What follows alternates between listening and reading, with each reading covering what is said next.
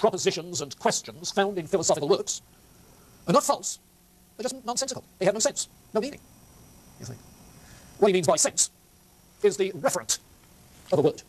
The word green can refer to various things. So a nonsensical use of language is the use of language that has no empirical referent. So when in logical positivism you find it stated that metaphysical language is nonsensical, okay, or anything which doesn't pass approval to the verifiability criterion of meaning is nonsensical, you're saying it has no referent. It has no empirical referent. Nothing that it refers to of an empirical nature. So then, if most of the propositions and questions found in philosophy are nonsensical, what job is left for philosophy other than shutting up? And the response is 40031. Philosophy is this critique of language, analyzing uses of language in order to determine whether or not they have empirical meaning, whether or not they have any sense. If they do not, then you label them as such, forget them. If they do, then whether they are true or false can be decided by the appropriate empirical sciences. Philosophy is not in the business of deciding the truth of anything. If all meaning is empirical, then the truth of propositions is a scientific matter, not philosophical. So philosophy becomes, as it were, the logic of language switchboard, which accepts calls asking, can you help me with this confusing sort of topic? And shuttles the calls, plugs them into the different sciences. The function of philosophy is simply logic, the logic of language. And then 411, it follows that the totality of true propositions is the whole of natural science. Now remember that I used in introducing this the term scientism. What's scientism? The view that only scientific knowledge is worthy. Only that which comes by scientific method to be verified by scientific method is worthy. It's acceptable.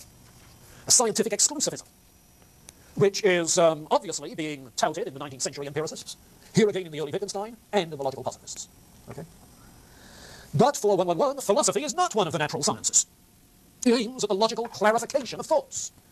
It's not a body of doctrine, but an activity. And that last sentence you can underscore, and so forth.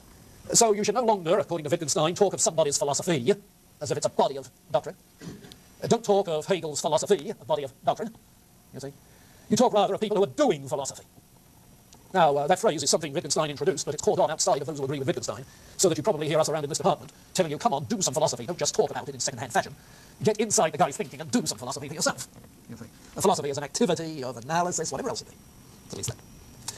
Well, his point is then that philosophical propositions do not picture reality. Science does that. Science can only tell us about what can be thought and spoken in empirically verifiable ways. So science cannot tell you metaphysical matters, religious matters, unless it be by purely empirical means. And he says then, everything that can be thought at all can be thought clearly. And what cannot be thought clearly, on that we must keep silence. Okay, let me add just a couple of things to show how he applied is the problem. It's on the assertion of the uniformity of nature that all inductive reasoning hinges. Well, here's what he says about this. The so-called law of induction cannot possibly be a law of logic, since it's obviously a proposition with sense. Now, a proposition with sense is one that refers to empirical data. The law of induction, the uniformity of nature, is referring to the law of causation is not a law, but only the form of the law. The law of causation is a general name. In mechanics, there are minimal principles, causal laws. In physics, there are causal laws. There is no the law of causation in general. It is simply the empty form of which particular causal laws participate. So it's stressing the logical structure of those laws. Let's see. In a little bit further on, the procedure of induction has no logical justification. Now that's David Hume all over again. But only a psychological justification.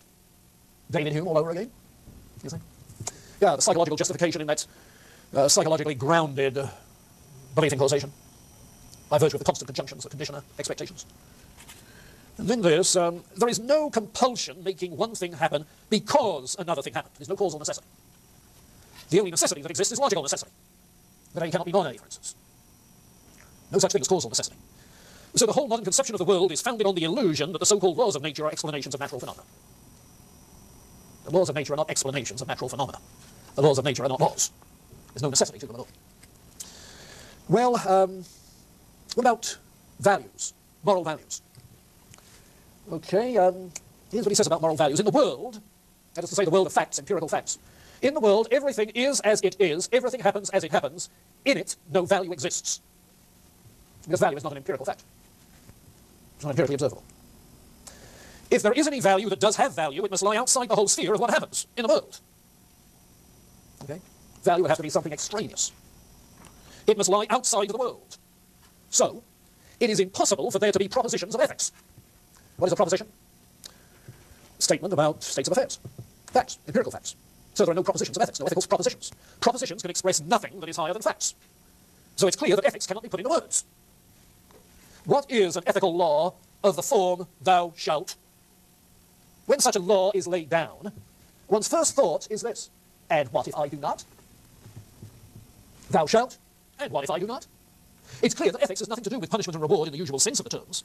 So our question is about the consequences of an action, and it's unimportant. Those consequences shouldn't be events. But there must be something about the question we pose. There must be some kind of ethical reward and punishment that reside in the action itself. You see? Now, what then is the function of ethical language?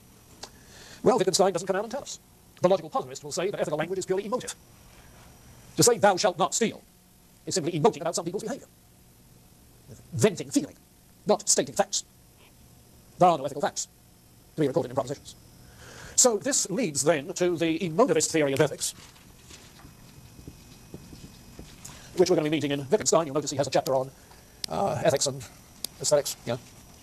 Then one or two final things. Death. Death, he says, is not an event in life. We don't live to experience death. Okay, so there is no empirical knowledge of death. Our life has no end in just the way in which our visual field has no limits. But there's no guarantee of temporal immortality of the human soul, survival after death. It's always been intended, or is some riddle solved by my surviving? The solution of the riddle of life, in that case, would lie outside of life itself, outside of space and time. The incongruities. Okay? No, but rather the solution of the problem is the solution of the problem of life and its meaning is seen in the vanishing of the problem. Because with death it vanishes. No life, no problem. Okay. All right, then finally this. This is the final. The correct method in philosophy must really be the following. To say nothing except what can be said, that is, propositions of natural science, and then whatever someone else wanted to say, to demonstrate that someone had failed to give a meaning to certain signs in his language. What we cannot speak about in empirical propositions, we must pass over in silence. End of book. Well, do you follow the line of thought? Okay.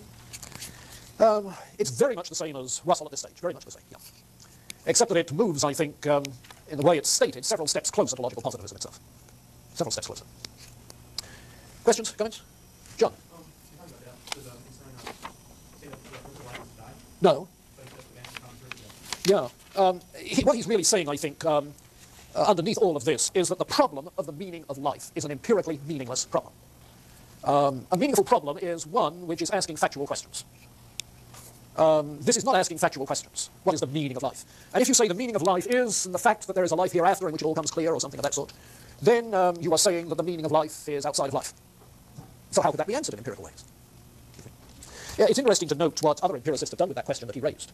There was a debate between two individuals, both logical positivists, Rudolf Carnap and Moritz Schlick.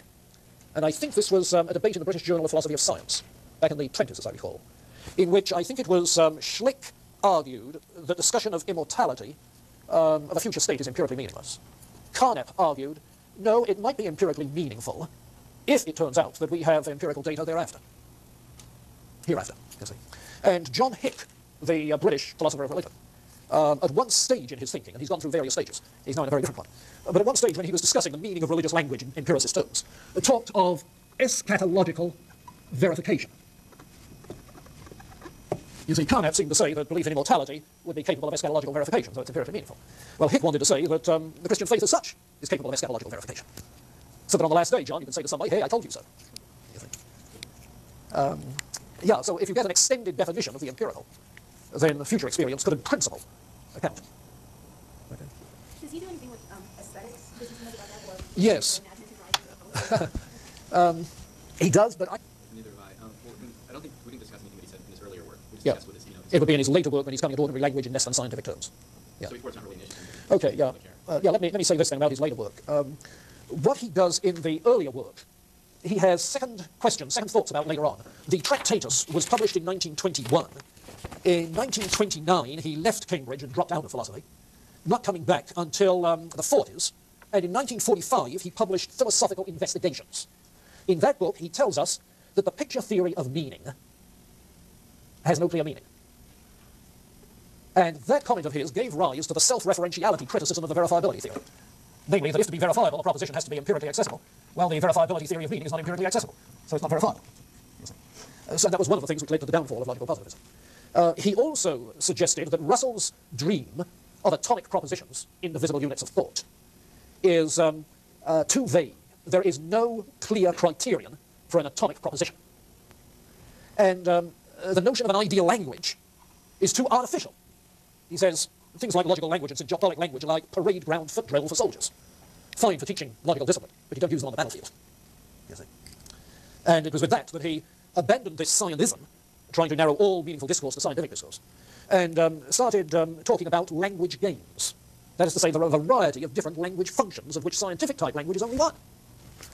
And I take it that Ryan is saying that aesthetic language might be understandable in those ways. Okay.